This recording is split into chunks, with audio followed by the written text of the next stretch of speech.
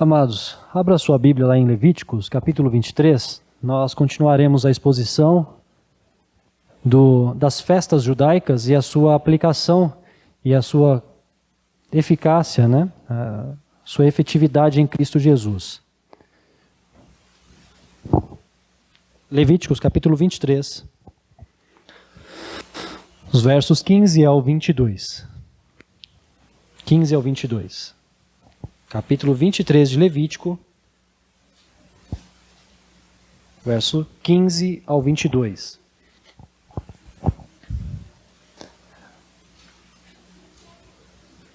No sermão passado, a parte 1 dessa exposição, a ênfase foi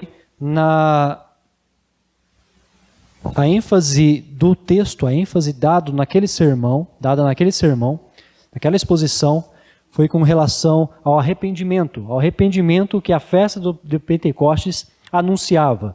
Esse arrependimento vem pelo ouvir da palavra do Senhor, da exposição de Pedro, e nós vimos que esse arrependimento foi algo pronunciado por Pedro para os ouvintes ali em Atos dos Apóstolos. Então, essa festa, na sua ênfase primária da exposição que fiz na parte 1, foi que conduzia ao arrependimento, o coração do seu povo ao arrependimento. Nessa parte 2, nós temos uma outra exposição, uma outra ênfase, duas ênfases aí. Focaremos na extensão e os efeitos da festa dos Pentecostes. A extensão e os efeitos na vida do povo escolhido por Deus. Então, o texto nos diz assim: Contareis para vós outros desde o dia imediato ao sábado, desde o dia em que trouxerdes o molho da oferta movida, 7 semanas inteiras serão. Até ao dia imediato ao 7º sábado, contareis 50 dias. Então, trareis nova oferta de manjares ao Senhor.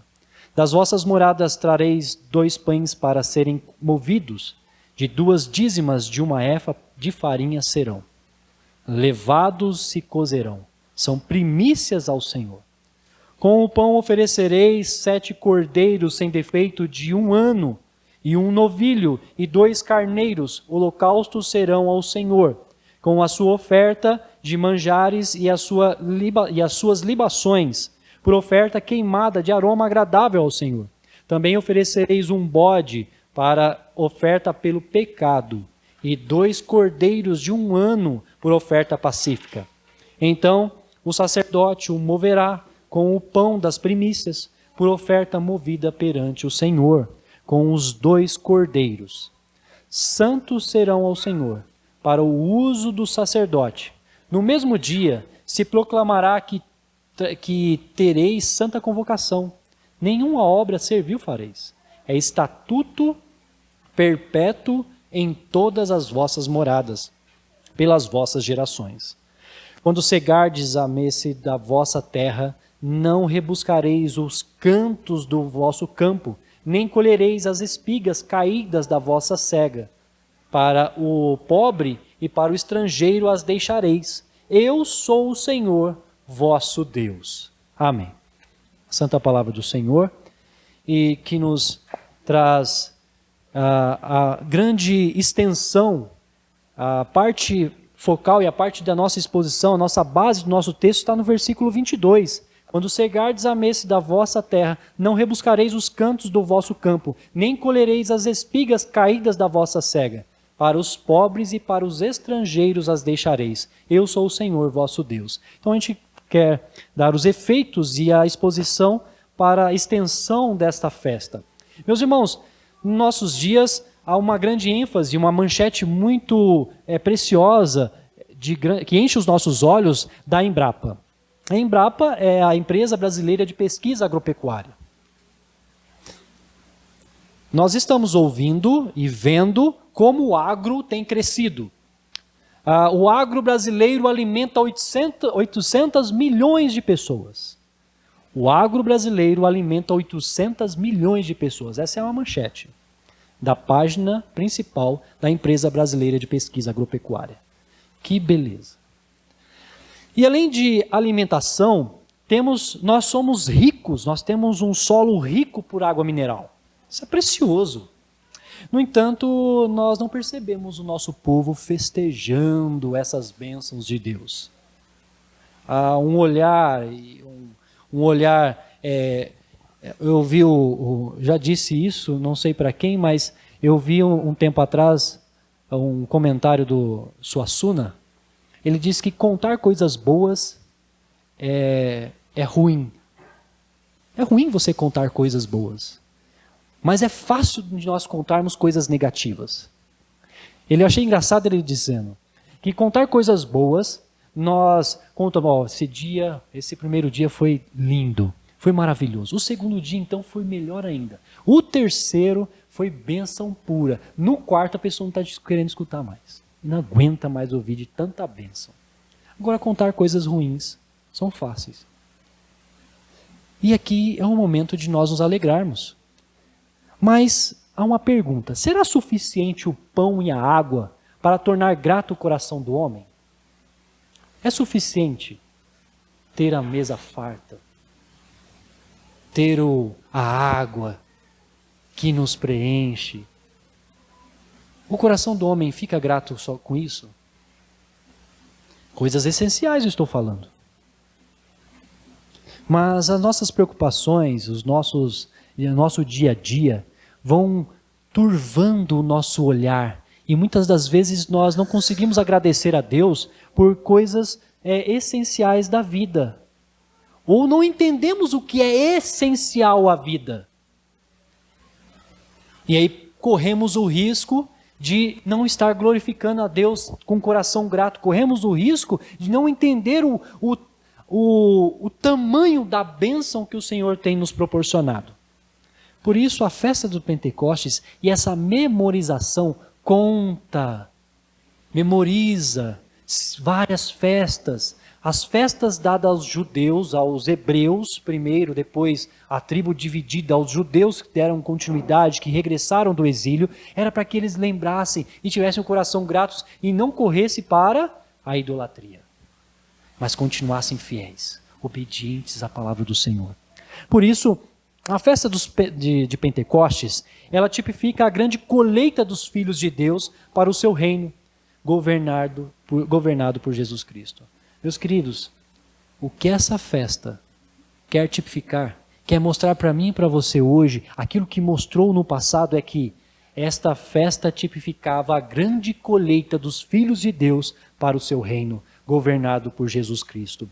Como afirma Sittemann, é um grande autor e um estudioso do Antigo Testamento, ele vai dizer o seguinte: Deus não tinha em mente e no coração uma colheita de trigo e cevada, mas uma celebração da colheita da redenção que havia de ser iniciado com o próprio Cristo.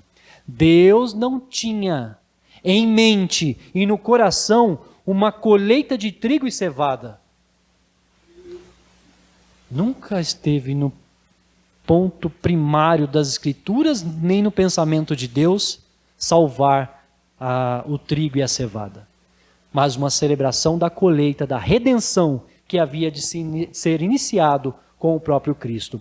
O primeiro ensino da festa de Pentecostes para o povo de Israel era a necessidade de esperar, contar ou memorizar, ou estar ali esperando, aguardando aquilo que viria. Nós estamos aqui em Levítico. Levítico, como eu já disse nos sermões passados, que eles estavam debaixo do Monte Sinai. Eles estavam receberam a lei do Senhor debaixo do Monte Sinai. E uma das constituições dessa festa era: olha para frente, esperem, lá vocês colherão o grande maná.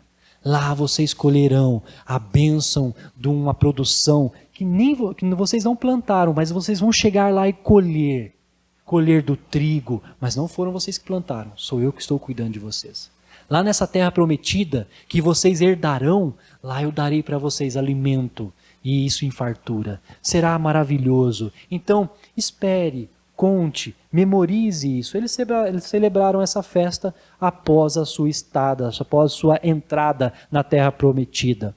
Então, esperem pelo melhor. memorizando, pessoalmente com a família, a bênção pela liberdade do cativeiro.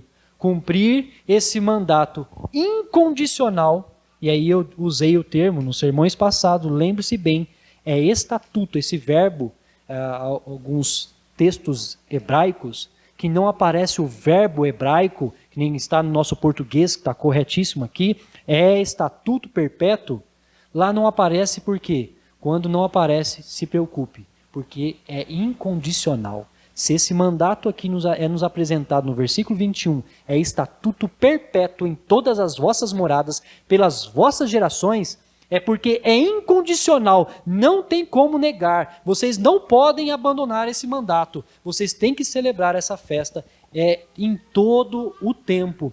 Aí o tempo demarcado pelo Senhor. Então, é incondicional. Eles precisavam cumprir, obedecer, porque senão, Deuteronômios nos apresenta maldições que viriam se eles não obedecessem à palavra do Senhor. Quer ver uma dessas maldições? Viviane, abre para mim, por favor, Deuteronômios 28. Enquanto ela abre lá em Deuteronômios 28, só o verso 1 e 2. Vocês escutarão qual que é uma dessas maldições.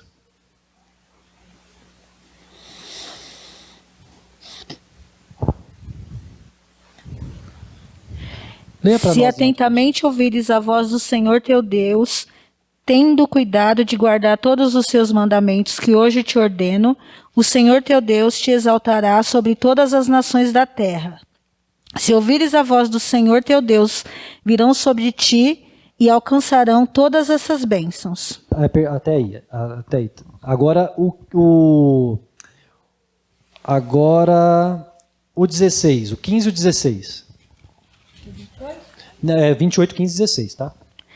Será, porém, que, se não deres ouvidos à voz do Senhor teu Deus, não cuidando em cumprir todos os seus mandamentos e os seus estatutos que hoje te ordeno, então virão todas essas maldições sobre ti e te alcançarão. Maldito serás a tua cidade e maldito serás no campo. Aí vem a maldição, maldito o teu cesto e a tua amassadeira, se não obedeceres e ouvires a voz do Senhor. Deuteronômio é a repetição da lei.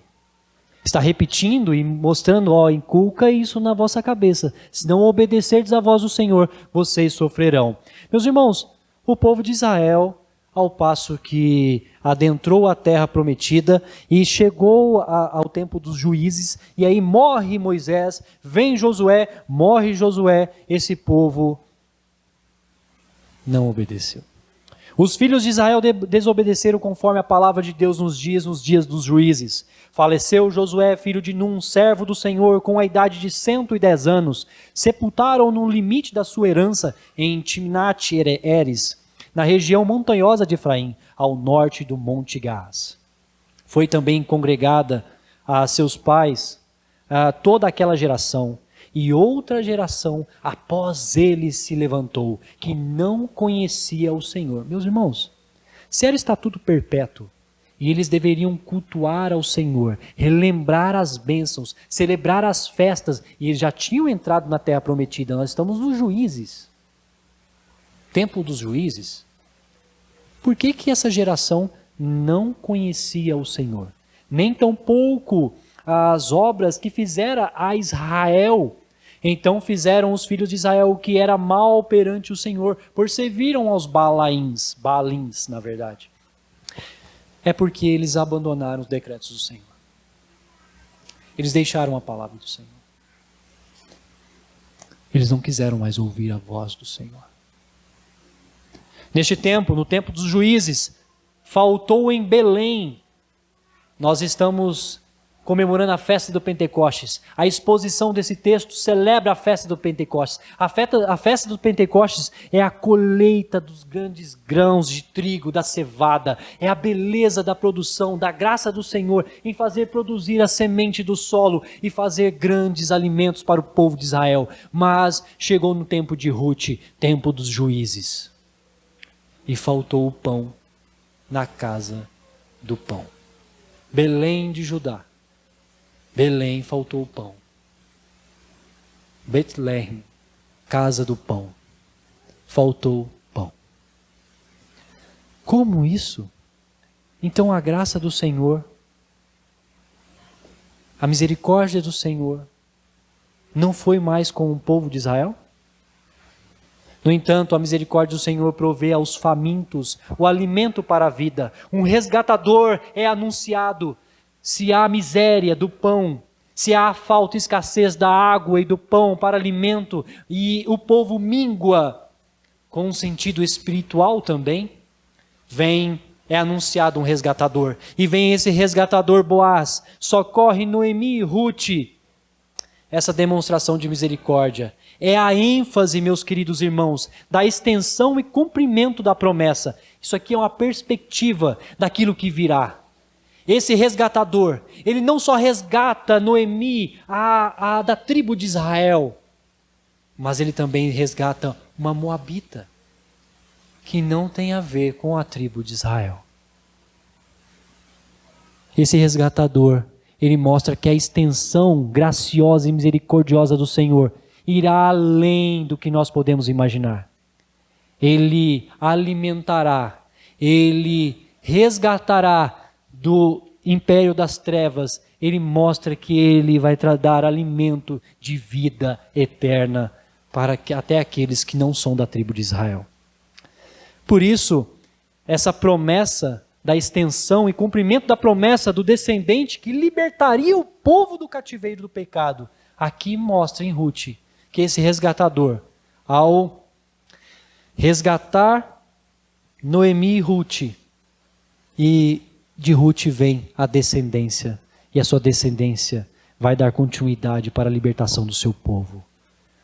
Meus irmãos, a aliança feita com Adão, Abraão, Moisés e Davi, e aqui Davi vem dessa linhagem, desse resgatador, eram tipos da aliança perfeita em Cristo. As alianças com Adão, Abraão, Moisés e Davi eram tipos da aliança perfeita em Cristo. A lei e as festas que nós estamos aqui expondo, tipos de grandes acontecimentos que seriam efetivos em Jesus Cristo. E essas festas e a lei são tipos efetivos, tipos do que o Senhor iria cumprir, assim como o Espírito Santo também. Então, pense bem, grave isso na memória, que o que nós estamos expondo aqui, a festa de Pentecostes, é um tipo do que o Senhor cumpriria lá na frente, do que o Espírito Santo irá fazer lá na frente. Por isso, Jeremias e Joel nos antecipam sobre a nova aliança que seria firmada pelo Cristo, como uma mensagem aos remanescentes para esperar o ungido do Senhor. Meus irmãos, a mensagem de Joel, a mensagem de Jeremias, que nos diz o seguinte sobre o ungido do Senhor, aquele que é promessa, que eis aí vem dias, diz o Senhor, em que firmarei nova aliança com a casa de Israel e com a casa de Judá. Não conforme a aliança que fiz com seus pais, no dia em que os tomei pela mão para os tirar da terra do Egito, por quanto eles anularam a minha aliança. Não obstante eu os haver desposado, diz o Senhor. Porque esta é a aliança que firmarei com a casa de Israel, depois daqueles dias, diz o Senhor. Na mente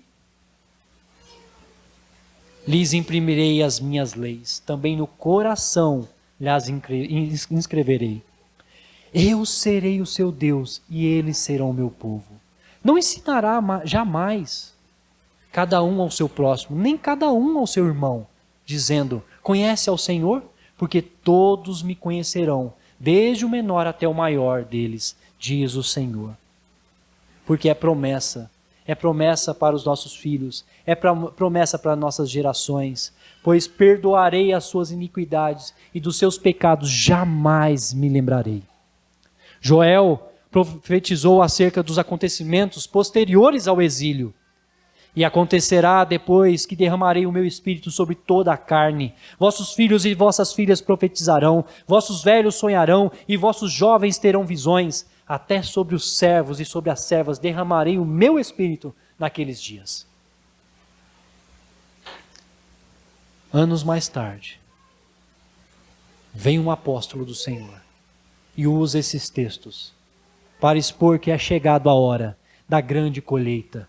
É chegado a hora da festa da Pentecostes. É chegado a hora do momento que eles tanto esperavam. Mas,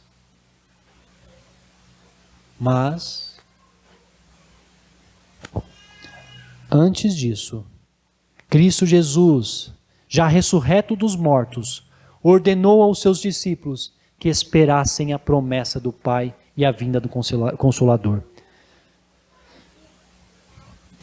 Lucas, leia para mim, por favor, Atos 1, 3 ao 5.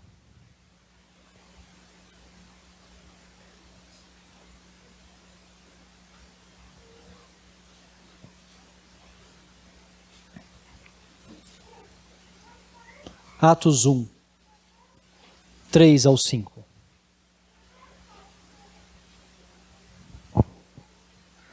A estes também, depois de ter padecido, se apresentou vivo, com muitas provas incontestáveis, aparecendo-lhes durante 40 dias e falando das coisas concernentes ao reino de Deus.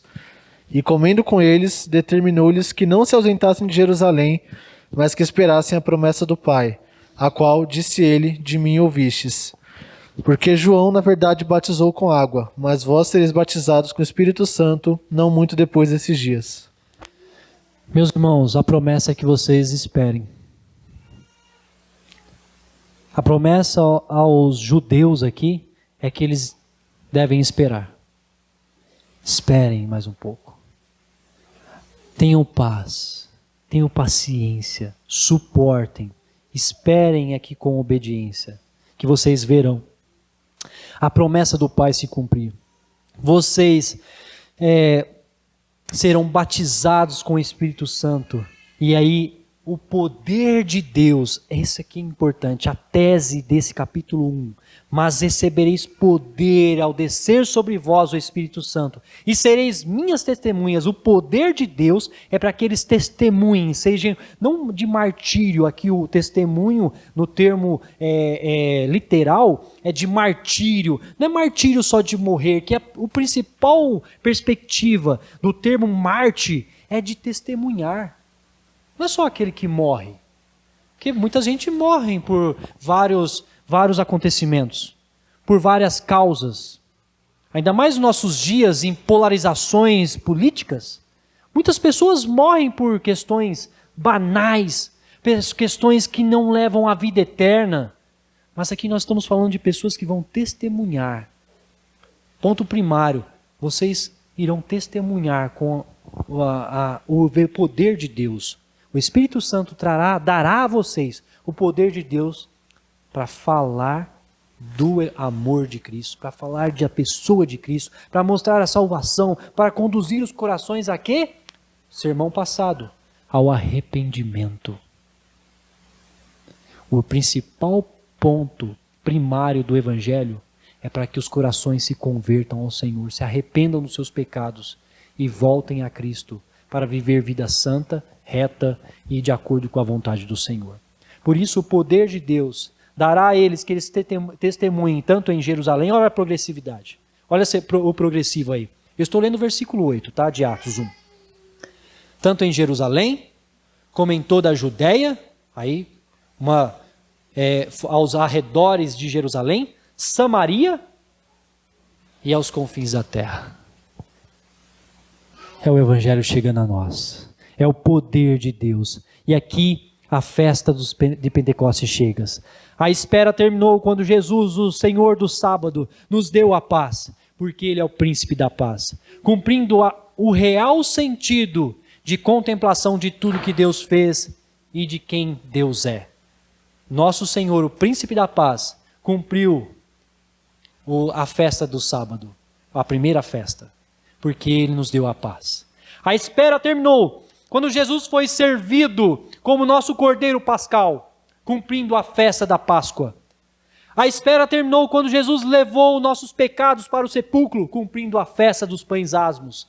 A espera terminou quando Jesus saiu do sepulcro pelo poder de Deus, cumprindo a festa das primícias. A espera terminou quando Ele enviou o Espírito Santo para colher os eleitos de Deus pelo mundo. Colher os eleitos de Deus pelo mundo, selá-los para a vida eterna, cumprindo a festa de Pentecostes. As festas foram cumpridas em Cristo. Por isso elas eram tipos, eram lembranças, eram para que eles, quando chegasse o Cristo, eles olhassem para ele e falassem: nossa, eu estou vendo aquilo que nós cultuamos tanto tempo no passado. Eu estou vendo o nosso Salvador. Eu estou reconhecendo pelas festas. É Ele. Mas por não guardarem a voz do Senhor, por não guardarem a promessa do Senhor, por não esperarem nele, eles perderam. A nossa espera terminou porque o melhor de Deus já chegou. E muitos perderam. Por isso eu quero perguntar a você hoje. Em quem você está esperando? Ou o que você está esperando? Você está esperando o melhor, mas tem uma perguntinha no que é, uma dúvida no que é o melhor. Tem muitas pessoas que estão esperando o melhor, mas é o melhor desta terra. Elas estão esperando o melhor, mas esperando os melhores bens. Estão esperando as alegrias desta terra. Mas o Senhor diz que bem-aventurados os que choram, porque serão consolados. Bem-aventurados os humildes de espírito. Bem-aventurados os mansos. Sabe, o Senhor enxugará as lágrimas, porque quando nós chegarmos, nós vamos ter a maior alegria do mundo. Porque senão se tudo aqui já fosse o céu, se aqui já fosse a terra prometida, novos céus e nova terra, que nós ouvimos no sermão passado, sermão do reverendo Valmir, semana passada, novos céus e nova terra, o que nós iríamos regozijar de fato no novo céus e nova terra? Como é que ele cumpriria a promessa de enxugar nossas lágrimas? De ser a nossa esperança. Sabe, a mesma mensagem que foi dada aos hebreus, aos judeus depois do exílio, e a esse povo é que eles esperem, a mesma mensagem é trazida a nós. Esperem com paciência, lutem mais um dia, ouçam a voz do Evangelho, aprendam com o do Senhor, para lutar mais um dia e outro dia, até a sua volta, até o cumprimento das suas promessas. Lutem pela justiça de Deus, lutem pela verdade de Deus, mesmo que o mundo contraponha, mesmo que o mundo venha com embates, lute pela verdade, lute pela justiça, lute mais uma vez, levante mais uma vez, porque o Senhor não falha nas suas promessas. Ele conhece as nossas dores, Ele já tinha previsto isso. Olha, vocês serão perseguidos, vocês serão martirizados pelo meu nome. Mas a minha promessa não falha, a promessa do Senhor não falha. E a promessa do Senhor veio, o Consolador veio. Nós lemos na liturgia como foi a mensagem de Pedro e como vivia esses que estavam convertidos. Eles viviam no amor à palavra do Senhor, perseveravam na doutrina dos apóstolos, na comunhão com os santos. Eles viviam nessa comunidade, crescendo em esperança. A nossa esperança já veio. Aquilo que se esperava foi completo em Cristo. Agora nós esperamos a completude de tudo, mas a nossa vida já está alicerçada, nós já estamos resgatados por ela. Por isso há graça, por isso há amor, por isso há festa, por isso há regozijo, por isso nós devemos festejar todos os dias agora a festa de Pentecostes.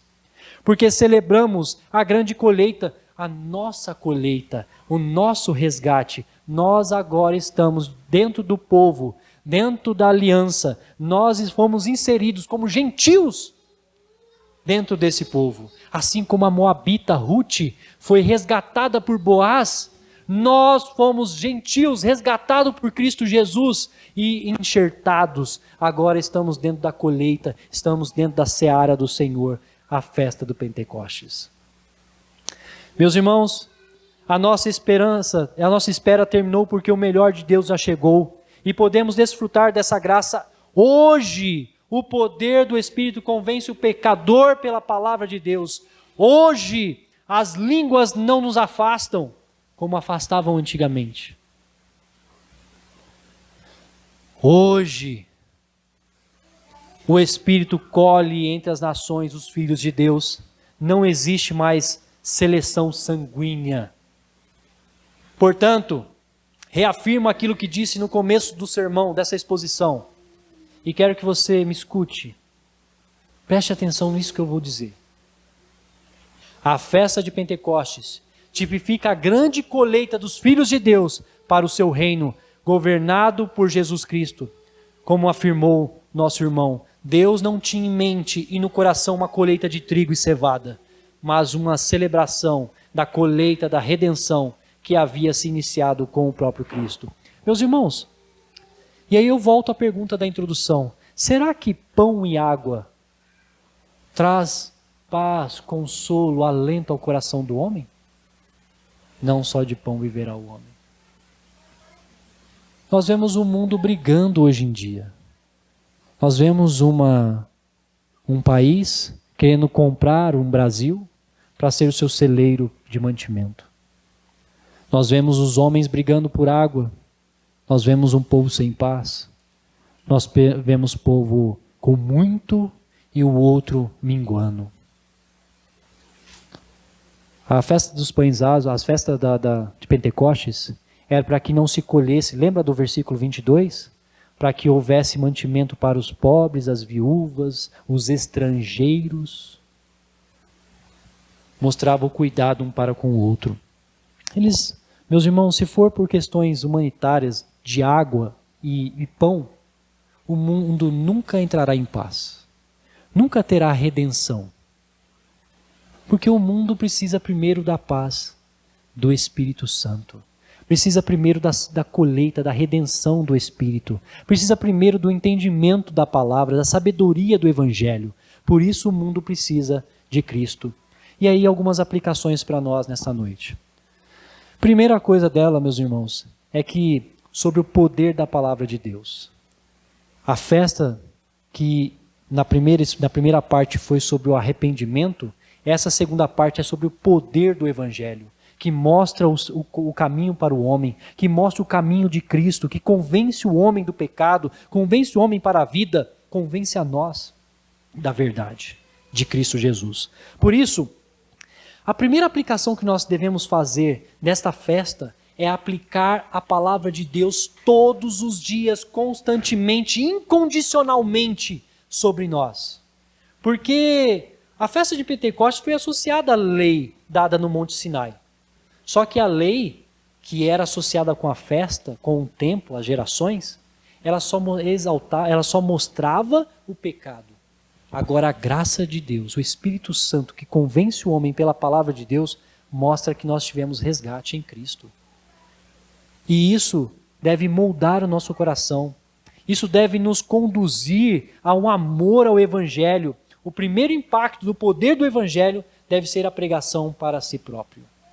Como anda a sua devocional? Como anda a sua festa de devocionais com o Senhor? Isso muda caráter. Não brinque com a devocional. Não brinque com o mandato incondicional do Senhor da pregação do Evangelho para si próprio. Porque mudará a sua vida, o seu testemunho, mudará a sua perspectiva, mudará as suas ações. Sabe aquele momento, eu já falei isso mas repito, mudará aquele momento que você nem esperava, você reagiu a um acontecimento, reagiu a uma circunstância, reagiu a uma pandemia diferente. Aí você fala, nossa, eu nem sou assim. Por que eu agi desse modo? É porque o Evangelho está enraizando como uma raiz de uma árvore, lá, indo no mais fundo e colocando suas raízes no cerne do homem e mostrando perspectivas eternas, mudando a sua mente, mudando o seu coração. Isso é o poder do Evangelho. Sabe quando você fala e as pessoas ao seu redor, nossa, que palavra de sabedoria. Esse é o poder do Evangelho. Esse é o poder do Espírito Santo, que vai agindo. Agora, o Espírito ensinará através do conhecimento. Muitas pessoas, eu escuto a história dos bandeirantes da fé, lendo aqueles livros, e lendo um grande livro do primeiro pastor protestante no Brasil, o José Manuel da Conceição, o reverendo José Manuel da Conceição. Ele diz, eu acho interessantíssimo, quando ele batia numa porteira, que ele caminhava aí pela São Paulo, interior de São Paulo, até Minas Gerais ele chegou, Rio de Janeiro, e ele batia numa porteira e ele via que tinha pessoas que estavam se dedicando ao conhecimento das Escrituras, mas que não tinham sido ainda catequizados, não tinham sido ainda instruídos no catecúmenos numa fé protestante. E aí, é tão interessante como as pessoas vão se moldando, vão vivendo, até mesmo sem saber, pelas Escrituras. Ele chegava e tinha pessoas que precisavam só do batismo, da ceia do Senhor. Porque as pessoas estavam vivendo segundo as Escrituras. Elas estavam sendo movidas pelo Espírito Santo a conhecer mais dessa palavra. E, então, como anda a sua devocional? Uma segunda perspectiva para a sua família. Como é que anda a sua devocional e a questão incondicional para os da sua casa? Como é que seus filhos têm presenciado a devocional do Senhor? Como elas têm crescido ouvindo a voz da verdade? Como é que tem sido a sua pregação para os seus filhos?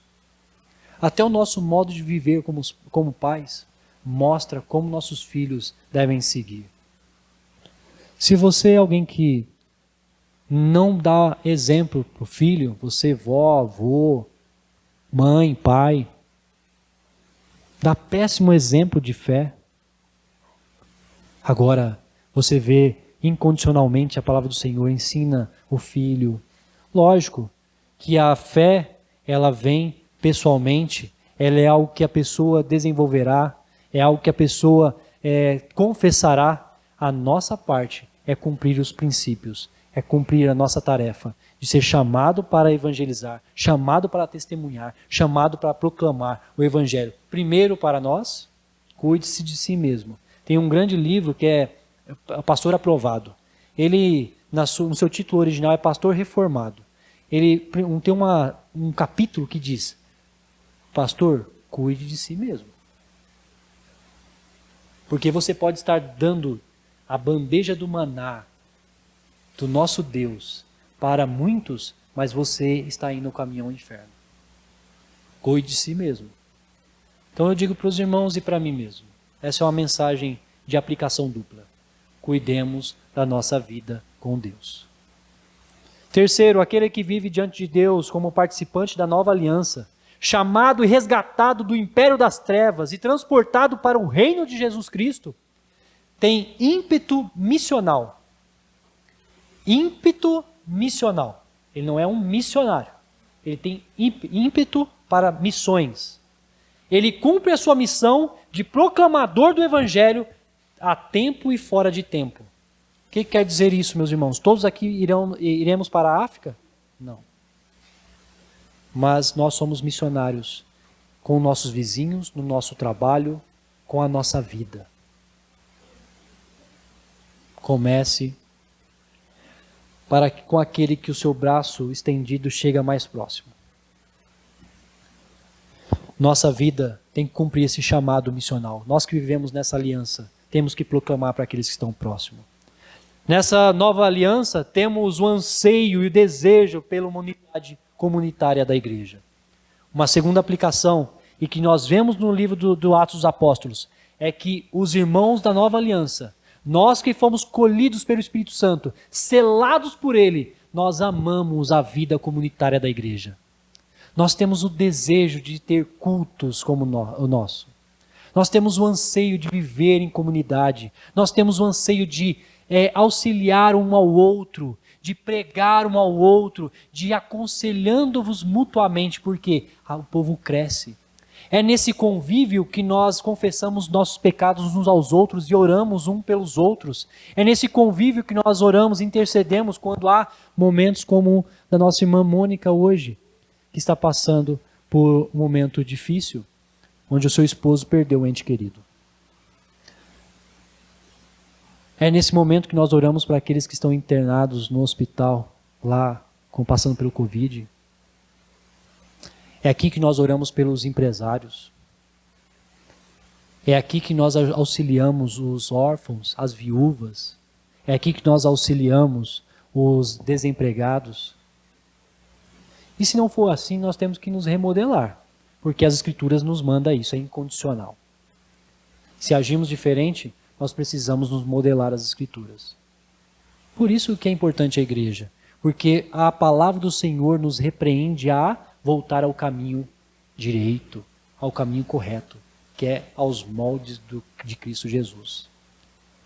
Meus irmãos, que nós venhamos a celebrar a festa de Pentecostes diariamente, como selados pelo Espírito Santo, como os eleitos dele, como salvos por ele. E aí, lendo as Escrituras, meditando o nosso devocional, aconselhando e pregando aos nossos filhos, sendo missional aquele que está ao nosso lado e participando da mesa do Senhor com a comunidade, participando com o povo do Senhor, no crescimento até a volta dele. Meus irmãos, mantenha a esperança, mantenha a fé. Saiba que o Senhor não falha nas suas promessas. Ele nunca falhou e ele não falha. Nós já estamos no reino, já progredindo para o fim. Nós já estamos no reino de Cristo.